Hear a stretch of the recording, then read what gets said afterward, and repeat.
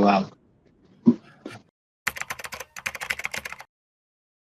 Sir 2023 तो काफी ups and down थे। Start of the year 2-3 injuries हुए मेरे को हैमस्ट्रिंग, और कुछ जो क्वालिफिकेशन कॉम्पिटिशन थे उसमें मैं ड्रॉप कर दिया था। सीनियर फेडरेशन देखा हुआ अगर आप, हीट्स में मैंने ड्रॉप कर दिया था जिससे एशियन चैंपियनशिप का क्वालिफिकेशन था। बट ग्रैंड प्रिक्स में जो मेरा परफॉर्मेंस था उसको देख के फेडरेशन मेरे को रिले के लिए लेके गई थी एशियन चैंपियनशिप में। वहां पे मेरा एक गोल्ड और एक सिल्वर आया था रिले में। फिर वर्ल्ड चैंपियनशिप के टाइम बिफोर इंटर स्टेट जो क्वालिफिकेशन था एशियन गेम्स के लिए, वहां पे थोड़ा हैमस्ट्रिंग फिर से थोड़ा पुल हो गया था, तो somehow I made it into the team. फिर उसके बाद तो फिर सारा अच्छा ही हुआ है। वर्ल्ड चैंपियनशिप देखो, अगर एशियन गेम देखो, काफी अच्छा परफॉर्मेंस था हमारी टीम का। सबने अच्छा परफॉर्म करा और एशियन रिकॉर्ड भी बना पाया और एशियन गेम गोल्ड भी लेके आ पाए, तो खुशी तो बहुत है। बिगेस्ट हाई तो सर एशियन गेम्स गोल्ड है, लेकिन उससे भी ज्यादा तब मजा आया था जब वर्ल्ड चैंपियनशिप में हमने 5th पोजीशन में फिनिश करा था। और दुख भी उसी का है कि हमारा इस यस इसी फोटो में कि हम मेडल नहीं आ पाया था। एटलीस्ट एक ब्रॉन्ज भी होता तो भी खुशी होती, लेकिन कोई नहीं। अब ओलंपिक्स है, हम वो पूरा कर देंगे इस साल। सारे मेहनत पे लगे हुए हैं, सबने कैंप ज्वाइन कर लिया अभी, और वर्कआउट वगैरह चल रहा है। जैसे अब अभी मेरे को देख सकते हो पूरा थका हुआ हूँ, तो यही है।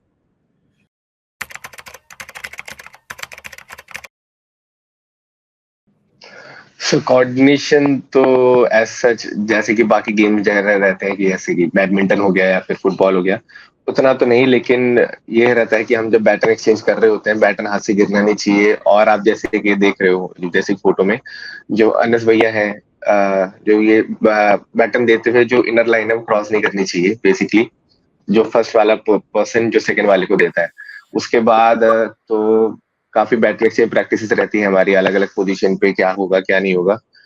बाकी तो रिले में तो ऐसे ही रहता है कि ये तो हम ऐसे भागते हैं कि ऐसा कुछ इंडिविजुअल एस्पेक्ट नहीं रहता अपने लिए कि हम वैसे भाग रहे होते हैं, इंडिया के लिए भाग रहे हैं तो पूरी जान लगा दो। तो बस वैसे ही।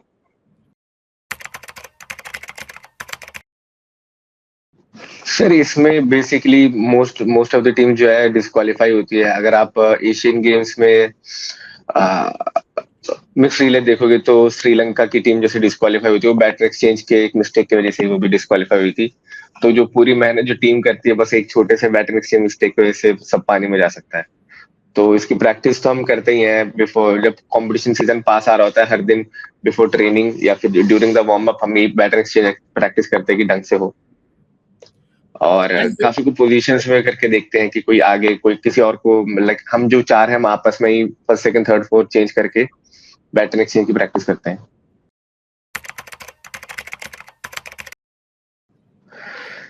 सर ओवरकम तो अब तो खुद ही करना पड़ता है। वो तो प्रेशर कोई सा भी इवेंट हो, छोटा सा हो बड़ा सा हो, लेकिन हम जब बेशक आप ओलंपिक चैंपियन ही क्यों ना, अगर आप यहाँ पे इंडिया में नेशनल कोई इवेंट खेलने आ रहे हो तो आपको तो कोई प्रेशर रहता है कि कोई और हरा ना दे, ओलंपिक चैंपियन हो और यहाँ पे कैसे हार जाऊं तो अच्छा नहीं लगता। तो प्रेशर तो हर जगह ही है, लेकिन ओलंपिक्स का जो प्रेशर होता है वो अलग होता है क्योंकि वर्ल्ड का सबसे बिगेस्ट स्टेज है एथलेटिक्स को लेकर। और वर्ल्ड चैंपियनशिप से भी एक बार को देखा जाए तो ऊपर माना जाता है, ऊपर ही है। ऊपर माना जाता है अलग बात है, ऊपर ही है। तो सारे लोग ऐसे ही प्रिपेयर करते हैं। और लोग आप जैसे कि यूएसए के प्लेयर्स को देख लीजिए, माइकल नॉर्मन हो गया, सिडनी मैकलॉगलिन हो गई। उन्होंने वर्ल्ड चैंपियनशिप इस साल ड्रॉप करा था ताकि वो ओलंपिक के लिए प्रिपेयर कर पाए। तो आप सोचिए किस लेवल का प्रेशर होगा सभी के ऊपर, क्योंकि वर्ल्ड का सबसे बिगेस्ट स्टेज है और सभी से परफॉर्म करना चाहते हैं और मेडल लेके आना चाहते हैं। सर सारा हाथ ही ट्रेनिंग का होता है। वो तो अब ट्रेनिंग ही नहीं करोगे तो आप जाके क्या ही भागोगे। सब उतना ही, सभी जीतने के लिए ट्रेनिंग करते हैं, उतना अपने आप को पुश करते हैं हर दिन।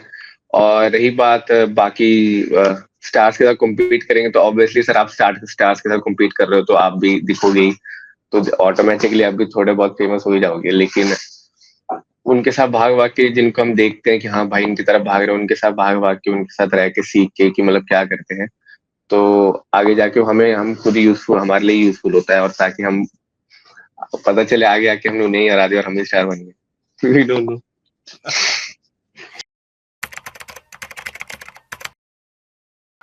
सर इंडिया मेरे हिसाब से बहुत पहले ही ऊपर आ सकती थी, बट आई डोंट नो क्या हुआ। लेकिन अभी जो हमारा ग्रुप है काफी यंग है, हम सारे एथलीट्स अगर देखो तो हम तो वही चल के रहते, गर्म खून है ना, अब मारो या मरो ऐसे ही लेके चलते। बाकी तो हमारे कोच जो नए आए, जेसन कोच, उनका ट्रेनिंग पैटर्न थोड़ा अलग है।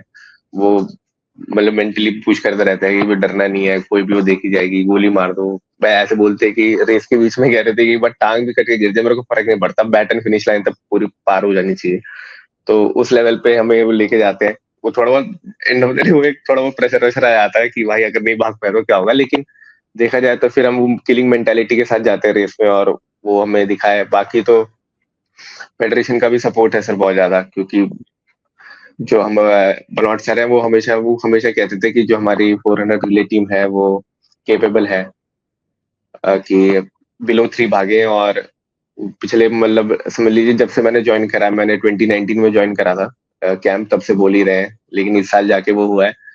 और इस साल हमारा एम है एज ए टीम कि हम ओलंपिक मेडल तो आए हैं, पोडियम फिनिश हो, और यही टाइम 258 तो नहीं 257 क्लॉक करें। क्योंकि थोड़ा मुश्किल है ऑब्वियसली, लेकिन ऐसे इम्पॉसिबल तो है नहीं, तो मेहनत तो पूरी कर रहे हैं और हो जाएगा। होपफुली एक मेडल भी लेके आएंगे हम।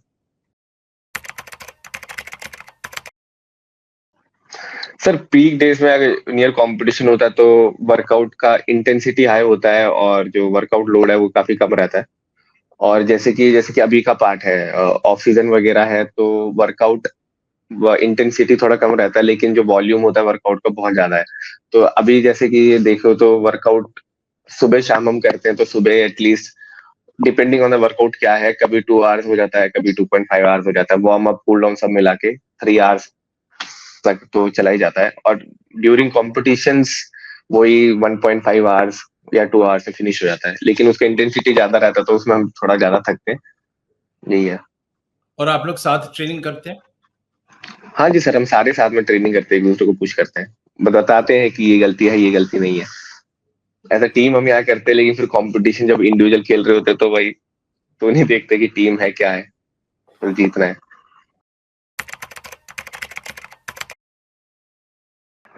सर सारी खास यार ऐसा तो है नहीं, लेकिन जैसे कि आपने कोऑर्डिनेशन का पूछा था, तो बैडमिंटन जो डबल्स है, या चिराग शेट्टी की बात करो, वो भी मेरे बहुत अच्छे दोस्त हैं। तो उनका तो कोऑर्डिनेशन और उनमें फ्रेंडशिप जरूरी है सर। अगर उनके में वो नहीं है तो फिर वो उतना परफॉर्म नहीं कर पाएंगे, क्योंकि एक दूसरे पे वो ट्रस्ट बिल्ड होना चाहिए कि हाँ। और जो हमारे में है कि हाँ बिल्कुल दोस्ती हमारे में भी होनी चाहिए कि एक दूसरे को पुश कर रहे हैं सर, इंडिया को रिप्रेजेंट कर रहे हैं। तो भाई भाई वाली फीलिंग तो है ही, और हम साथ में ही सारे रहते हैं। ऑलमोस्ट एक हॉस्टल में के एक ही रूफ के अंदर है सारे, और साथ में वर्कआउट करते हैं, तो फ्रेंडशिप तो हमारी काफी अच्छी। हम घूमते फिरते हैं, मूवीज वगैरह जाते हैं। यहाँ पे हम ट्रिवेंड्रम में तो इतना कुछ है नहीं करने को, लेकिन जितना हो सकता है हम करते हैं ये साथ में। मतलब हम इतना थक जाते हैं और कुछ कर ही नहीं पाते सर, ऐसे ही रहते हैं। बस बेड दिख गया सो गए, फिर उठे तो अभी जैसे कि अभी अभी 15 मिनट बाद मेरे को फिर जाना है वेट ट्रेनिंग के लिए।